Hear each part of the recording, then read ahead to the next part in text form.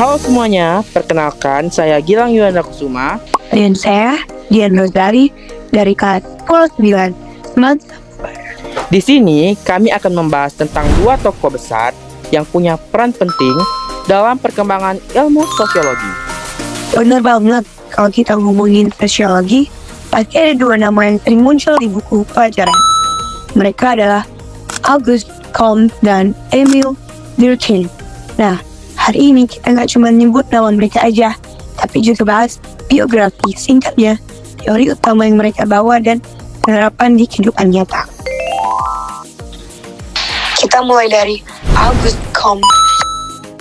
Jadi, Comte ini lahir di Montpellier, Prancis, pada tanggal 19 Januari 1798.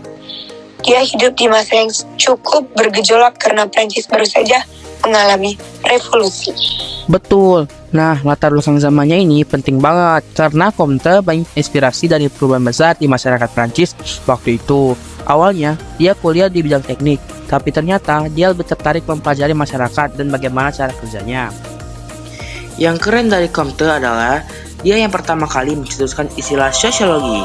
Dia percaya kalau masyarakat itu bisa dipelajari seperti kita mempelajari ilmu alam, menggunakan metode yang jelas, sistematis, dan bisa diuji.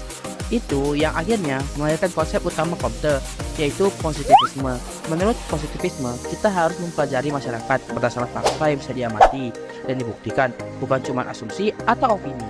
Kalau mau dibayangin, positivisme itu ibarat kamu bikin penelitian sosial, tapi kamu kayak ilmuwan di laboratorium. Seperti harus ada data, ada bukti, dan ada metode yang rapi. Misalnya, kalau mau tahu tingkat kebahagiaan warga kota, yang harus pakai survei, wawancara, dan data statistik. Bukan cuma dengar cerita orang. Penerapannya di kehidupan nyata, pemikiran Comte ini kelihatan banget di penelitian sosial modern. Contohnya, survei sensus penduduk yang dilakukan pemerintah. Data itu dikumpulkan secara sistematis, lalu dianalisis buat bikin kebijakan publik. Nah, cara kerja itu sejalan sama prinsip positivisme Comte. Sekarang kita beralih ke tokoh kedua, Emile Durkheim.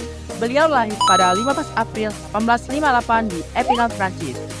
Kalau Comte itu membangun fondasi sosiologi, kalau Durkheim ini bisa dibilang sebagai yang bikin sosiologi punya bentuk akademis yang jelas. Iya, Durkheim adalah orang yang pertama kali mendirikan jurusan sosiologi di universitas. Jadi, dia benar-benar serius menjadikan sosiologi sebagai ilmu yang berdiri sendiri. Konsep utamanya adalah solidaritas sosial. Durkheim bilang masyarakat itu bisa bertahan karena ada rasa ketertarikan antar individu. Nah, solidaritas ini terbagi menjadi dua, yaitu solidaritas mekanik dan solidaritas organik. Solidaritas mekanik itu biasanya ada di masyarakat tradisional atau pedesaan, di mana orang-orang punya pekerjaan, kebiasaan, dan nilai-nilai yang mirip.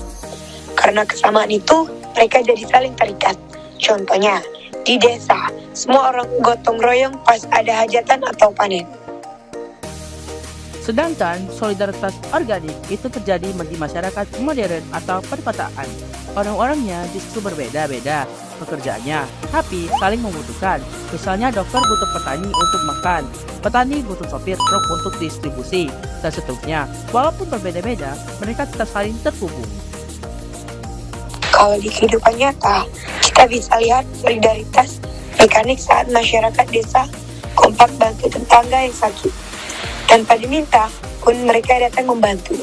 Sedangkan solidaritas organik bisa kita lihat di kota besar.